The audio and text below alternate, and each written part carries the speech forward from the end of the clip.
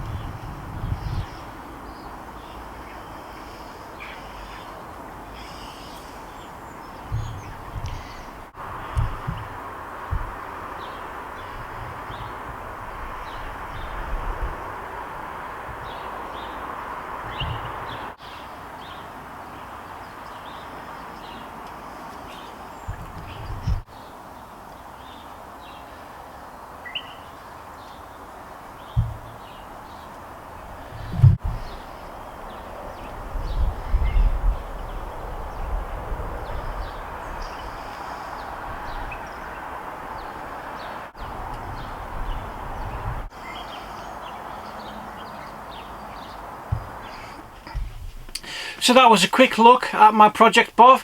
So like I said, a little bit more about it. It's a 2005 Mitsubishi Shogun. Some call them Pajeros. The Pajeros were the imports.